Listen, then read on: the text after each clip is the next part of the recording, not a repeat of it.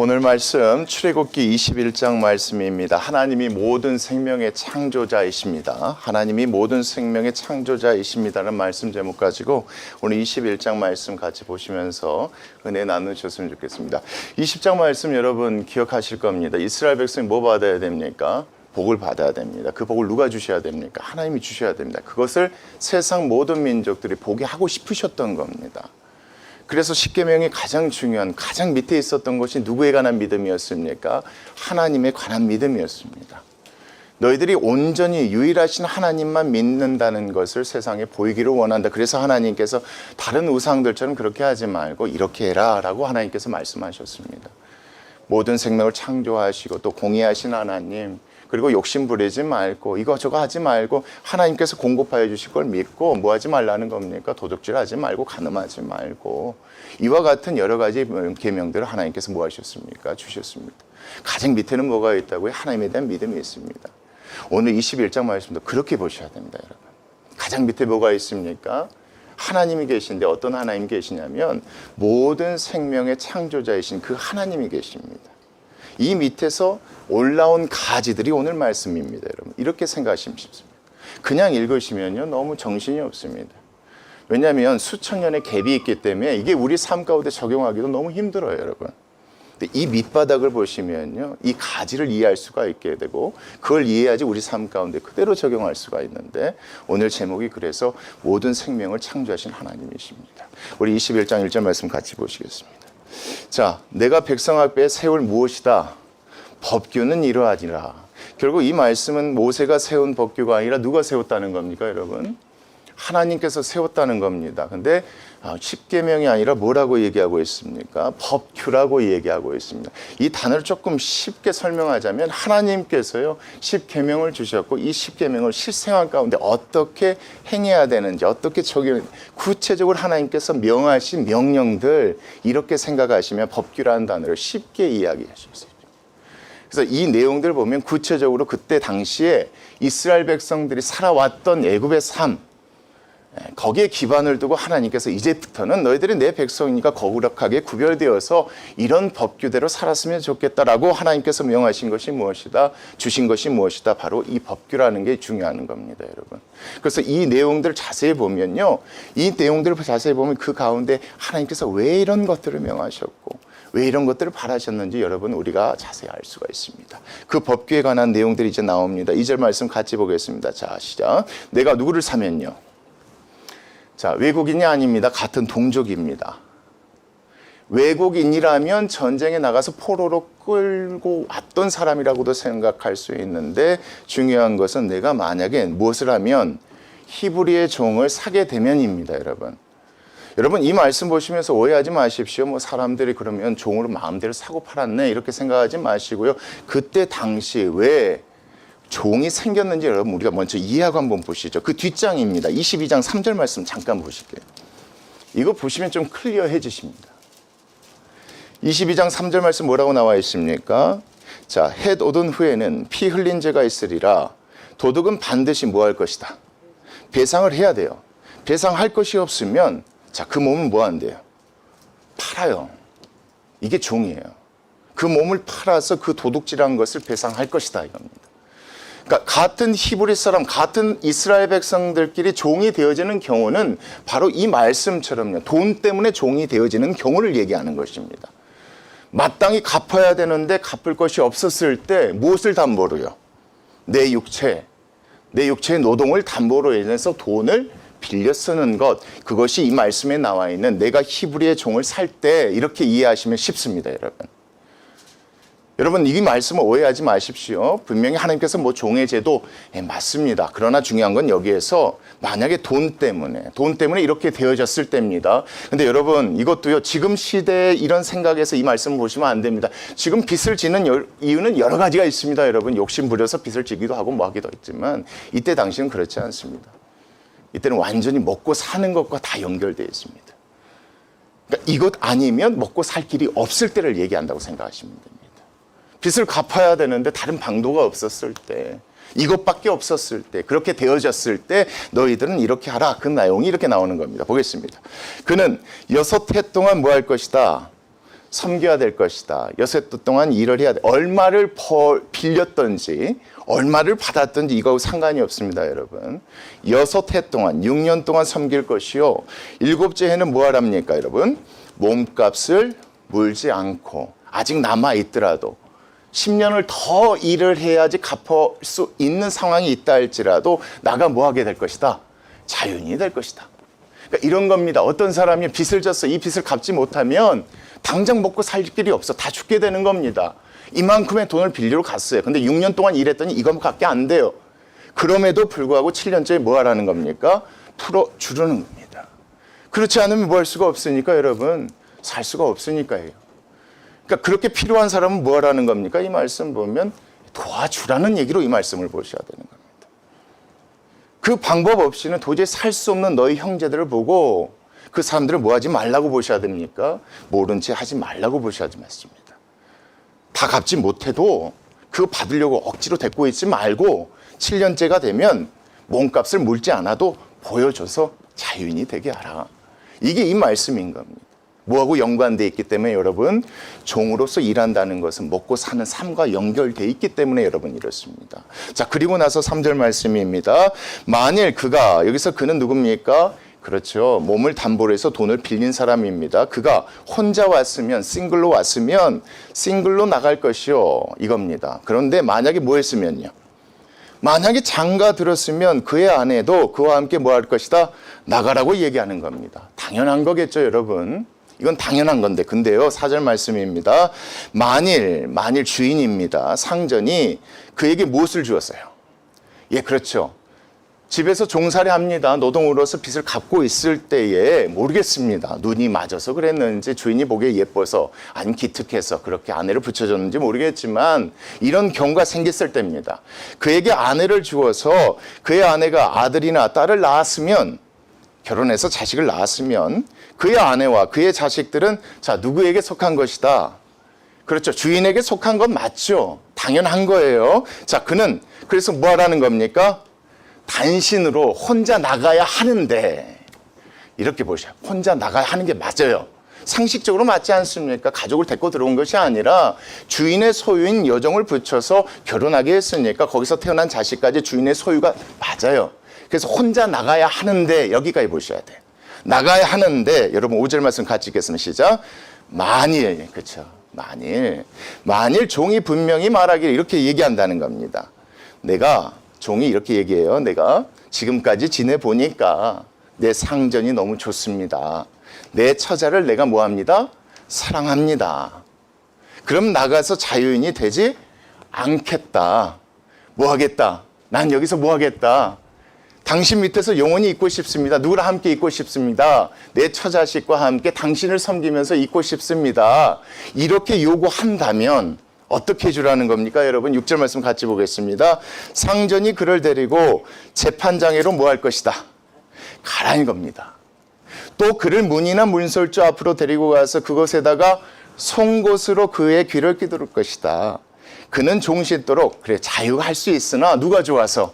주인이 좋고 처자식과 함께 살고 싶어서, 자, 그런 사람이라는 것을 사람들이 보는 앞에서 귀고를 채워서 그렇게 알려주라는 겁니다. 여러분 이 말씀에서 중요한 것이 이 법은 누구를 위한 법입니까? 주인을 위한 법입니까? 이 종을 배려한 법입니까? 여러분 이게 중요합니다. 이 말씀 보면 누구를 위한 법입니까? 종을 위한 법입니까? 주인을 배려한 법입니까? 제가 봤을 땐 종에게 모든 선택권이 다 주어지는 겁니다. 여러분 이런 법이 있다면 아내감을 줄 때 그 주인이 종에게 말하지 않았겠습니까? 했겠죠. 그거 모르는 사람이 어디가 있겠습니까? 난 내가 너에게 이 아내감을 주고 싶다. 내 여정을 너와 함께 짝짓으면 참 좋겠다. 그런데 너도 알다시피 하나님의 법이 이렇다. 라고 이해했을 때 그걸 모르고 결혼한 사람이 누가 있겠냐 이겁니다. 그러니까 이 내용들을 보면 여러분 이것은요 누구를 위한 것입니까? 종을 위한 것인데 이 모든 것을 누가 책임져 줘야 된다는 겁니까? 그렇죠. 주인이 책임져 줘야 되는 거. 종의 입장에서는 나가서 사는 것보다 어디에 있는 게 더 편합니까, 여러분? 그렇잖아요. 아무것도 없어서 그 빚 갚으려고 여기 들어와서 일하는 사람이에요. 그 빚 갚고 있었단 말이에요. 돈이 그게 없잖아요. 가족들 데리고 밖에 나가 살아가야 되는데 어디에 돈이 있겠습니까? 차라리 그런 것보다는 어디가 낫다 이겁니까? 주인 밑에 있는 것이 더 낫다고 생각할 수 있지 않겠습니까?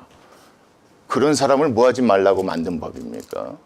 모른 채 하지 말라고 하는 겁니다. 모른 채 해버리면 이 사람들 나가서 어떻게 합니까? 어떻게 가족들 먹여 살립니까? 죽습니다, 여러분. 여러분, 이 말씀에서 중요한 거는 이런 종의 제도 가운데 밑에 있는 것을 보셔야 됩니다. 같은 형제들끼리 뭐 하지 말라는 겁니까?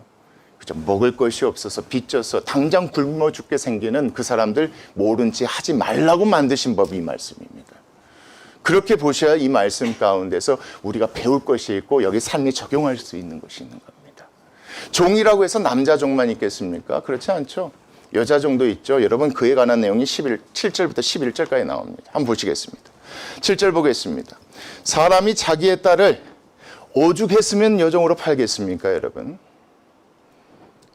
그렇죠. 오죽했으면 이제 방법이 없는 거예요. 이러다가 다 굶어 죽게 생긴 겁니다. 우리 한국 사람들은 그런 TV 프로그램 많이 보지 않았습니까? 눈물 흘리면서 부잣집에 딸을 시집으로 보내는 경우. 왜요? 그렇죠. 그렇지 않으면 먹고 살 길이 없는 거예요, 여러분. 지금의 시대와 그 시대는 완전히 다릅니다. 지금 이 말씀의 시대. 지금이야 뭐 사치도 있고 내가 원하는 걸 위해서 막 빚도 지고 이러지만 이때는요, 먹지 못하면 죽는 시대입니다. 오로지 모든 게 먹는 거에 다 달려 있습니다. 그러니까 어떤 아버지가 딸을 다른 사람에게 보낸다고 했으면 이 방법밖에 없는 겁니다. 그런 가운데서 주인은 어떻게 해줘야 된다는 게 이 말씀의 내용입니다. 여러분, 이렇게 보셔야 됩니다. 한번 보겠습니다. 사람이 자기의 딸을, 이제는 방법이 없으니까 여종으로 누구에게 팝니까, 여러분?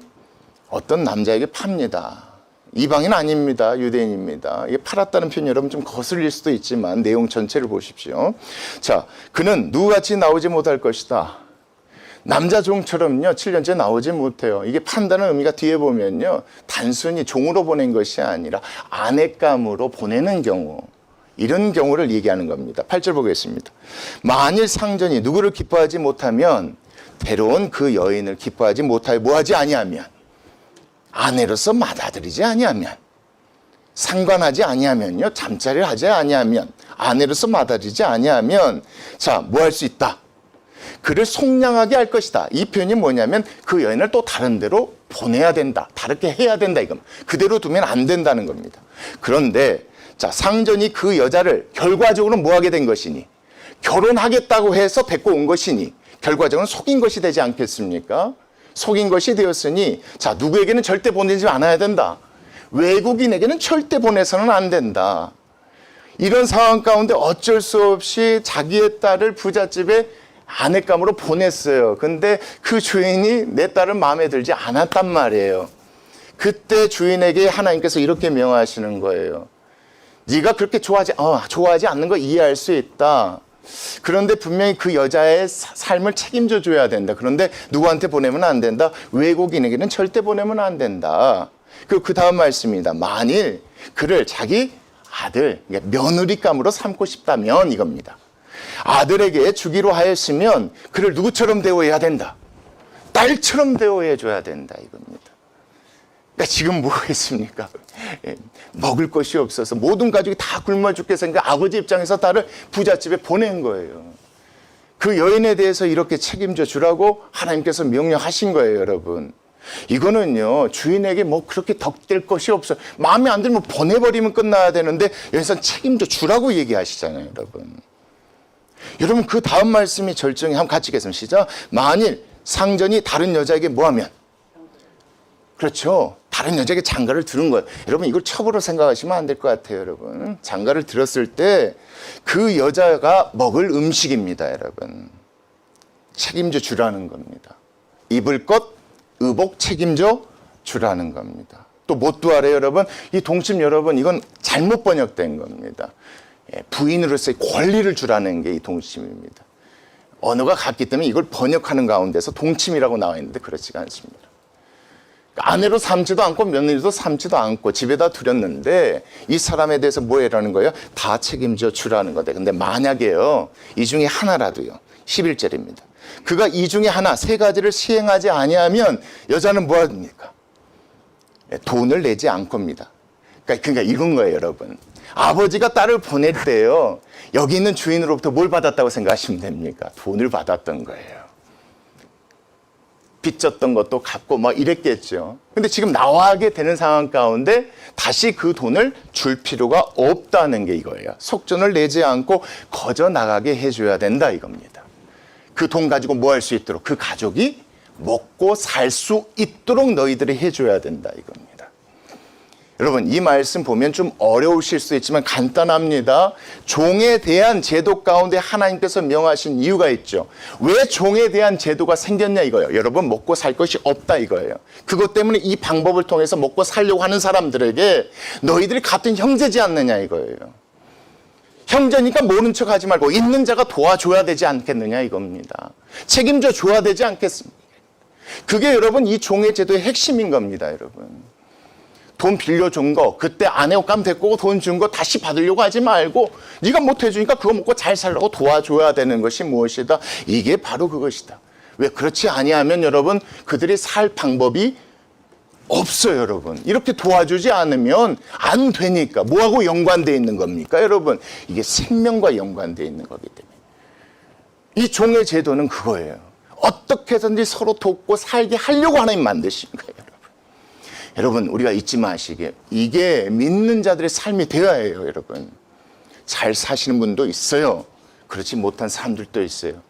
서로 돕기를 원하시는 거예요. 여러분, 어렵고 힘들 때 이 사람들이 그것 때문에 잘못되지 않도록 좀 있는 자들을 함께 나누기를 원하는 거예요. 그래야 누가 드러납니까? 그래야 더 없고 더 힘든 이방 사람들이 누가 되고 싶어서 찾아올 거 아닙니까? 여러분, 저는 그렇게 보여요. 하나님의 백성 되고 싶어서 찾아오고 싶은 거 아닌가? 근데 더 중요한 건 여러분, 이스라엘 백성 이런 종의 제도에 대해서 한 번도 경험해 본 적이 없어요. 왜요? 자기네들이 애굽에서 종살이 할 때 그 사람들은 자기네들이 이렇게 하지 않았거든. 이렇게 하지 않. 죽을 때까지 뭘로 삼으려고 했습니까? 종으로 삼으려고 했죠. 바로가 끝까지 놓치지 않으려고 했지 않습니까? 근데 하나님의 백성들은 그렇게 하지 말라는 거예요. 서로 그런 어려운 가운데 있는 사람들을 뭐 하라는 건 도와주라는 거예요. 서로 살 수 있도록 이렇게 길을 열어주라는 게 뭡니까? 바로 이겁니다. 이 종의 핵심은 겁니다. 서로 뭐 하라는 겁니까? 죽지 않도록. 하나님께서 주신 생명이니까 그거 살릴 수 있도록 하나님께서 서로 도우라는 게 이 말씀으로 보셔도 좋을 것 같습니다. 여러분, 그 생명이라는 이 단어로요, 그 밑에 말씀을 다 보시면 다 연결되어집니다. 한번 보겠습니다. 12절 보겠습니다. 자, 뭐한 사람은요? 그렇죠. 누구라도입니다, 여러분. 누구라도예요. 이게 높은 사람, 왕이도 누구다, 모세여도 마찬가지예요. 누구라도. 자, 쳐 죽인 자는, 사람을, 동족을 쳐 죽인 자는 반드시 뭐 할 것이다. 그렇죠. 반드시 죽일 것이다. 뭘 조심하라는 겁니까? 그렇죠. 생명을 창조하신 분은 하나님이신데 이 생명에 대해서 함부로 그렇게 하지 말라고 하나님 경고하시는 겁니다. 함부로 그렇게 하지 말라. 13절입니다. 만일 사람이 고의적으로 한 것이 아니라 나 하나님이 사람을 그의 손에 넘긴 것이면, 고의가 아니면 죽었을 때 이건 하나님께서 하셨다라고 생각하는 사람들에게 이렇게 표현을 한 겁니다. 하나님이 사람을 그의 손에 넘긴 것이면 내가 그를 위하여 뭐 할 것이니? 한 곳을 정할 것이니. 이게 나중에 나와 있는 도피하는 도피성이 되죠, 여러분. 이 한 곳을 정할 것이니 그 사람이 그리로 뭐 할 것이다? 도망하게 될 것이다 이겁니다. 그러니까 여러분, 이 말씀에서 중요한 게 함부로 생명을 해쳐서는 안 된다는, 그게 하나님의 백성이라는 겁니다. 하나님이 생명을 창조하셨으니까. 심지어 여기는 고의가 아니에요. 고의가 아닌 상황 가운데 또 그 사람이 복수당해서 죽는 것 또한 하나님께서 뭐 하지 않으신 겁니까? 원치 않으신 거예요. 하나님의 백성은 이렇게 해야 된다라고 이 말씀에서 이렇게 기록한 것입니다. 생명은 누구께 속한 것이니? 하나님께 속한 것이니 삶 가운데 이래야 된다. 너희들의 어떤 사람이라는 것을 이것을 통해서 지킴으로 보여줘야 된다. 왜요? 이거 하나하나가 뭐가 들어가 있는 겁니까? 그렇죠. 생명이 하나님께 속했다는 게 드러나는 겁니다. 그래서 하나님 이렇게 명하신 겁니다. 그리고 나서 여러분 14절입니다. 같이 읽겠습니다. 시작. 사람이 그의 이웃을 뭐 했으면요? 만약에 고의로 죽였으면입니다. 만약에 고의로 죽였으면 그를 내 제단에서 제사 드리고 있는 중이라 할지라도 잡아내려서 뭐 해라? 반드시 죽여라. 왜 하나님께서 이렇게 명령하셨을까요, 여러분? 그렇죠? 그 생명을 너무나도 경시했으니까. 하나님의 생명의 주관자임을 인정하지 않았으니까 고의로 죽인 것 아니겠습니까? 이거에 대해서 하나님께서 그냥 두지 말라고 하는 것은요, 그만큼 하나님의 백성이 어떤 사람이라는 걸 보여주고 싶은 겁니까? 생명이 하나님께 속했다는 것을 보여주고 싶으셔서 하나님께서 이렇게 명하십니다. 이렇게 하나하나를 봐야지 연결이 됩니다, 여러분. 15절 말씀 또 같이 보겠습니다. 시작. 자기 아버지나 어머니는 뭐 하는 사람입니까? 그렇죠. 연로하신 분이잖아요. 잘못 치면 어떻게 될 수 있습니까? 돌아가실 수 있지 않겠습니까? 앞에 내용 뭐라고 했습니까? 부모를 공경하라고 하지 않았습니까? 여기서 치는 내용, 이것 때문에 뭐 할 수 있다 이겁니까? 부모가 잘못될 수도 있는 것입니다. 그러니까 이건 무슨 얘기겠습니까? 결국 생명에 대해서요, 그렇게 생각하는 그 사람들, 그렇게 하는 사람들을 뭐 하지 말라? 절대 살려두지 말고 바로 죽여야 돼. 그러니까 이 법은요, 되게 무서운 법이에요. 경고하는 거예요. 이 생명은 누구께 속해 있다는 것을요, 절대 잊지 말라고 하는 거예요. 모든 삶의 여러 부분 가운데 그것 때문에 조심해야 돼. 이게 가지예요, 여러분. 정말 다른 내용들이 너무 복잡하게 설명되어 있잖아요. 섞여 있잖아요. 근데 이 가지 중심에는 뭐가 있냐고, 이 뿌리가 뭐가 있냐고요. 모든 생명의 창조자는 누구시다? 하나님이시니까 이런 것 또한 조심해라. 만약에 쳤다가 부모가 잘못되어지면 이거는 살인과 가까운 정말 잘못된 것이다. 하나님 그래서 이렇게 명령하신 겁니다. 그리고 납니다. 16절 같이 가보겠습니다. 시작. 사람을 뭐하는 자가요? 납치한 자가 그 사람을 팔았든지 자기 수하에 두었든지 그를 반드시 죽여야 한다. 왜요? 뭘 도둑질한 겁니까, 여러분? 생명 도둑질한 거 아닙니까? 자기 것도 아닌데 생명 도둑질한 겁니다. 사람은 누구 건데? 하나님이 건데. 여러분 그렇게 보셔야 이게 하나하나 다 연결이 되어집니다. 앞에 종의 제도도 마찬가지입니다. 너희들이 도와주지 않으면 죽는다 이겁니다. 그러니까 상전들아 도와주라 이겁니다. 남종이든 여종이든 책임져 주라는 겁니다. 여기 뒤에 있는 말씀도 함부로 뭐 하지 말라는 겁니까? 살인하지 말라는 것. 잘못 쳐다 부모가 죽게 되면 그것도 큰 죄다. 그건 니네들 거 아니니까 그것도 조심해라 이겁니다, 여러분. 이 말씀을 그렇게 보셔야지 이해가 돼요. 고의로 죽인다는 건 뭘 믿지 않는 겁니까? 생명의 창조자신 하나님 믿지 않는 행동입니다. 하나님 백성 그러지 말라고 하나님께서 말씀하시는 겁니다. 그리고 나서 여러분 17절 말씀입니다. 한번 보겠습니다. 또 얘기가 나오죠. 자기의 아버지나 어머니를 뭐하는 사람은요? 예, 저주합니다. 반드시 죽이라. 이게 큰 죄래요. 왜 여러분? 내가 있게 된 게 누구 때문에 있게 된 겁니까? 하나님이 부모를 통해서 나를 이 땅에 태어나게 한 겁니다. 내 생명을 있게 하신 분이 누굽니까? 그 부모인 겁니다. 근데 그 부모에 대해서 저주했다는 건 뭐겠습니까? 여러분 그렇게 생각하셔야 이 말씀도 이해가 되어집니다. 부모에 관한 것이 붙여졌으면 이해가 되겠지만 떨어진 이유도 바로 이 생명이란 이 단어 가지고 이 모든 말씀들이 다 연결되어지는 겁니다. 종의 제도도 마찬가지고 여기서도 그렇습니다. 그리고 여러분 중요한 것은 또 18절 이하부터 21절 말씀도 합니다. 보겠습니다. 자, 사람이 서로 뭐 하다가요? 싸우다가 하나는 돌이나 주먹으로 그의 상대방을 쳤으나 그가 뭐 하지 않았답니까? 죽지 않고 자리에 누웠다가입니다. 지팡이를 짚고 일어나 뭐하면? 다행히도입니다. 다행히도 죽지 않고 걸으면 그를 친 자가 형벌은 면하되 누워있는 동안 일하지 못했으니까 그간의 손해를 뭐하라는 겁니까? 여러분 배상하라는 겁니다. 그가 완치되게 할 것이라. 만약에 완치되지 않고 다치지 않고 죽었으면 이 사람은 죽음으로써 갚아야 되는 것입니다.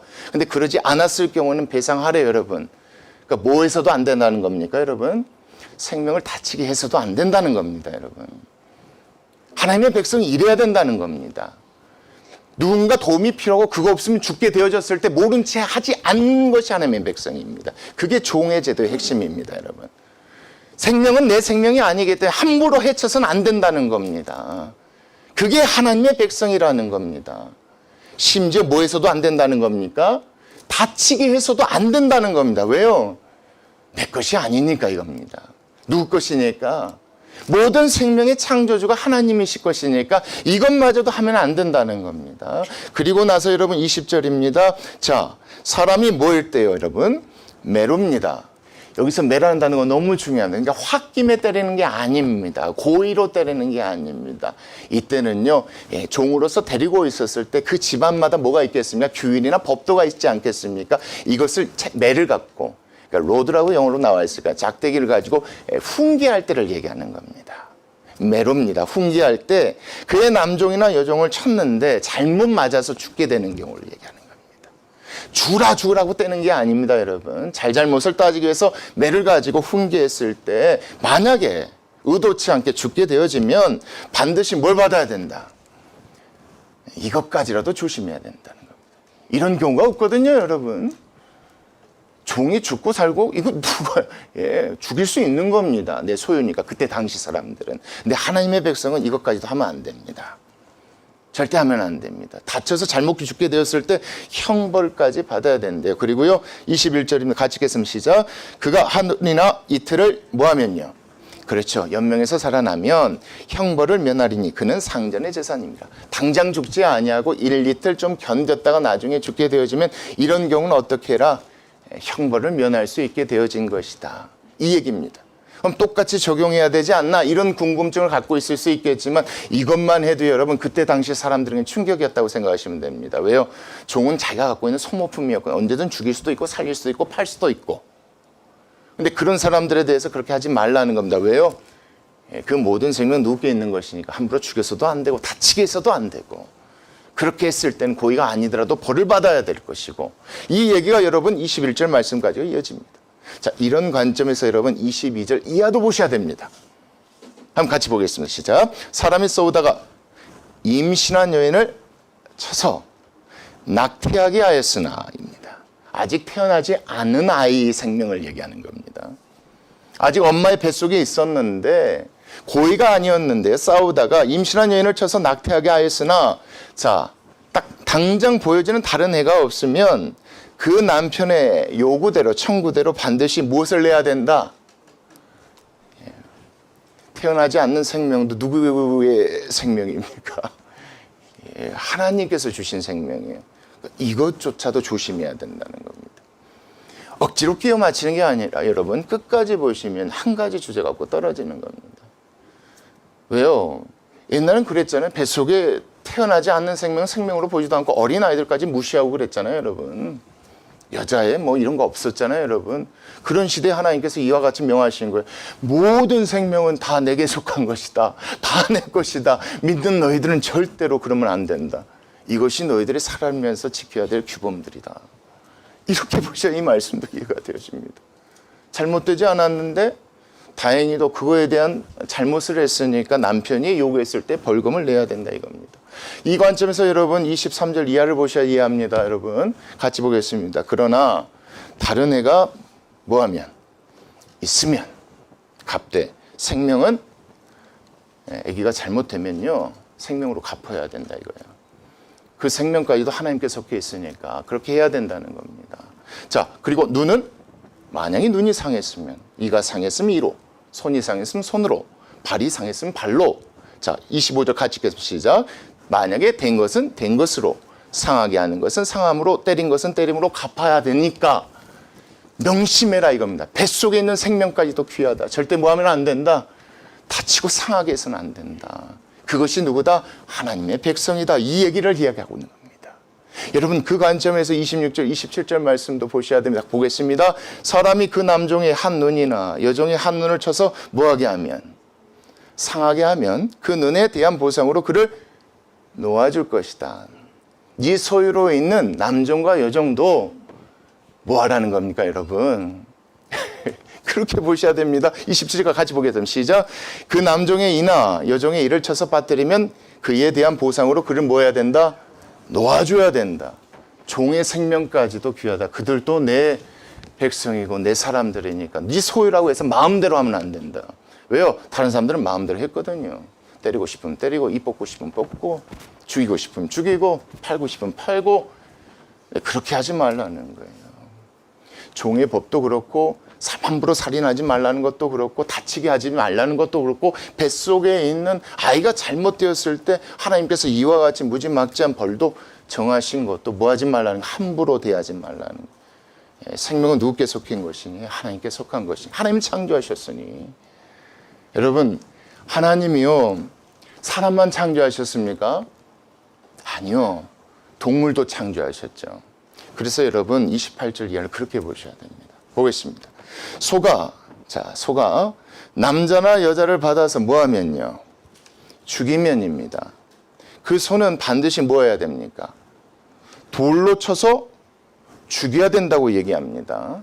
돌로 쳐서 죽일 것이요. 왜요? 이 소가 뭘 해야 하는 겁니까? 그렇죠. 사람들 해야 하는 겁니다. 당연한 거겠죠. 근데 그때 당시엔 당연하지 않습니다. 여러분, 이스라엘 백성 시내산 앞에서 모세가 내려오지 않자 뭘 만들었습니까?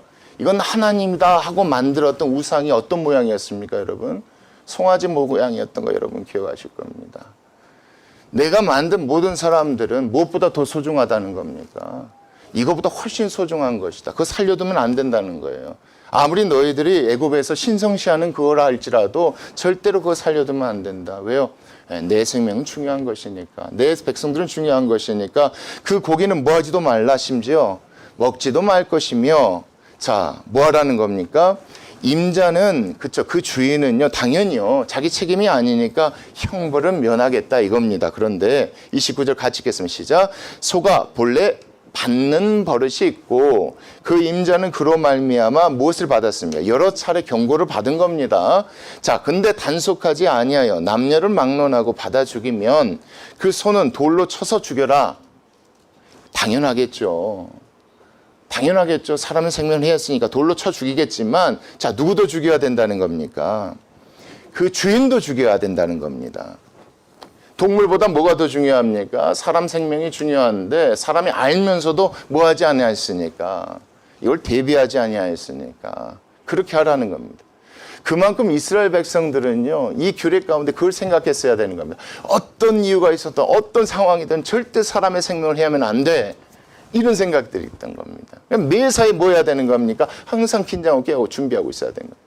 이런 모습대로 살아갔을 때 이스라엘 백성 가운데 그 삶 가운데 뭐가 드러나겠습니까? 저들이 믿는 하나님, 그렇죠? 그 하나님, 모든 생명을 창조하신 그 하나님, 그 하나님이 드러나지 않겠습니까? 그리고 30절입니다. 만일 그에게 무엇을 보고하면, 그렇죠? 사람을 죽이지 않고 대신 그 주인에게 어떤 속죄금, 이걸 용서받을 수 있는 돈으로서 물 수 있는 벌금, 이렇게 생각하시면 될 것 같아요. 속죄금을 부과하면 무릇 그 명령한 것을, 자, 생명의 대가로 반드시 보상을 뭐 해줘야 된다는 겁니까? 해줘야 된다는 겁니다. 어떤 것보다 중요한 것이 무엇이니까? 사람의 생명이니까. 그리고요, 31절 같이 읽겠습니다. 시작. 만약에요, 그쵸? 만약에 소가 아들을 받아버리든지 딸을 또 받아버리든지입니다. 이때는 어른이 아니라 어린아이들을 받아버렸을 때도 이 법규대로 그 임자들에게 그렇게 행해야 된다. 죽이든지 아니면 돈을 가지고 속죄금을 받아서 해결해야 된다. 무슨 얘기일까요, 여러분? 간단하겠죠. 이런 어린아이의 생명도 누구께 속한 겁니까? 하나님께 속했다는 겁니다. 여러분, 지금 우리 입장에서는요, 이것마저도 좀 약간 불합리하게 보이는 게, 그때 당시는요, 정말 충격적이었던 법입니다. 그때 당시는 충격적이에요. 사람을 사람으로 여기지 않고, 어린아이가 죽는 건 뭐 그럴 수도 있고, 뭐 할 수도 있고, 종을 마음대로 죽이고. 근데 이 말씀을 보면 그게 아니거든요. 그래서 하나님께서 이걸 정하신 겁니다. 하나님 백성은 앞으로 이래야 된다고 얘기하시는 겁니다. 그리고 나서 보겠습니다. 소가 만일 남종이나 여종을 뭐 하면요? 받으면 소임자는 30세겔을 그의 상전에게 뭐 해야 된다? 줄 것이요. 소는 돌로 쳐서 죽이자. 제 얘기가 그겁니다. 왜 여기는 좀 달라? 그럼 조금 사람들, 여기서 종들을 좀 낮게 본 거 아니야? 이렇게 생각하지 마십시오, 여러분. 이런 법도 없었을 때 이 법을 만드신 겁니다. 이런 법도 없었을 때, 그러니까 하나님을 생각할 때 그 사람들의 생명도 중요한 것이다 라고 하나님께서 경고하신 겁니다. 그리고 나서 33절입니다. 자, 심지어 사람이 구덩이를 열어두거나 구덩이를 파고 덮지 아니하므로 뭐가 빠지면요, 여러분? 소나 나귀가 거기에 빠져버리게 되면 그 구덩이 주인이 달 뭐 하래요, 여러분? 보상해 주래요. 왜요? 이 소나 나귀도 누가 창조하신 겁니까, 여러분? 하나님이 창조하신 거예요. 여러분 쭉 보시면요, 여러 가지 얘기가 있지만 이제 정리가 되시죠. 하나님이 세상 모든 것을 창조하셨습니다. 이걸 믿는 백성들이 삶 가운데 어떻게 살아가야 되는지를 구체적으로 얘기하고 계시는 겁니다. 하나님이 생명을 창조하셨기 때문에 그거 조심해야 된다. 함부로 다치게 해서는 안 돼요. 죽였을 때 반드시 책임을 져야 되니까 절대로 그렇게 하면 안 돼요. 먹고 살 것이 곧 죽게 되는 사람들 외면하면 안 돼. 이런 내용들. 뱃속에 있는 태아도 마찬가지고. 지금 여기 있는 말씀도 그러잖아요. 소나기 그냥 할 수 있는데 그냥 넘어가지 말래요. 이 생명 누구께 섞여 있는 거예요? 하나님께서 창조하신 거 아니냐 이겁니다. 그래서 잘 보상하여 짐승의 임자에게 뭘 주어라? 돈을 주어야 될 것이다. 죽은 것은 그가 차지할 것이니라. 그렇게 해서 그렇게 나눠갔도록 하고 35, 36절 말씀도 같이 보겠습니다. 시작. 이 사람의 소가 저 사람의 소를 뭐하면요? 받아 죽였으면 살아있는 소를 팔아 그 값으로 반을 나누고 또한 죽은 것도 반으로 나눠야 되는데 그 소가 본래 받는 버릇이 있는 줄을 알고도 그 임자가 단속하지 아니하였으면 그는 소를 갚을 것이요 죽은 것은 자 누구의 차지가 될 것이다? 그 사람의 차지가 될 것이다. 이 동물에 대한 법도 여러분 뭐에 관한 겁니까? 이 동물을 만드신 게 누구니까? 하나님이시니까 그걸 믿는다면 동물에 관한 이런 문제가 있을 때 이렇게 해라라고 하나님께서 정해 놓으신 것이 오늘 이 말씀입니다. 여러분 제가 말씀 초도의 뿌리라고 표현을 했죠. 좀 딱딱한 말씀이 더 있겠지만 중요한 게 이겁니다. 여러 가지의 말씀들을 지금까지 봤습니다. 그 중심에 뭐가 있습니까? 하나님이 모든 생명을 창조하셨다는 겁니다. 그걸 믿는다면 이렇게 살으라는 겁니다. 이 말씀을 우리에게 주신 이유가 있는 줄 믿습니다. 저는 이 말씀 준비하면서 그런 생각, 우리 그 교회가 우리의 삶이 좀 이런 삶이 되었으면 좋겠어요. 표면적인 몇 가지 가지고 내 믿음, 우리의 믿음을 나타낸 것이 아니라요. 보이지 않지만 이 작은 부분까지. 보이지 않지만 이 작은 부분까지 그 생명을 귀하게 여기고 필요하다면 돕고 여러분. 좀 계산하지 말고 내가 좀 어떤 면에서 손해잖아요. 여러분 가족들 다 데리고 왔단 말이에요. 다 먹이고 살려야 된단 말이에요. 그래도 하는 거예요. 그래도 하는 거잖아요. 여러분. 뱃속에 있는 태아마저도 어린 아이들마저도 사람들이 어떻게 생각하는지 모르겠지만 이 하나님의 백성이라면 그렇게 살아가야 된다고 우리에게 가르쳐 준 줄 믿습니다. 여러분 이게 중요합니다. 가장 중요한 것은 하나님을 믿고 하나님의 백성이라는 건 이런 것이고 이렇게 살았을 때 여러분 중요합니다. 왜 좋은 나라 가서 사람들이 살고 싶습니까? 바로 이렇게 살 때 이 나라는 가장 좋은 나라가 됩니다. 막 가고 싶은 겁니다. 여러분. 여기서는 인간 대접받지 못한 죄가 하면 사람 대접받습니다. 여기서는 굶어 죽는데 거기서는 굶어 죽지가 않습니다. 여기서는 무시당하는데 애들이랑 무시당하고 여자랑 거기서는 그렇지 않습니다. 여러분 하나님이 만들고 싶은 나라가 그 나라입니다. 여러분 교회가 그런 교회가 됐으면 좋겠습니다. 기도하시겠습니다.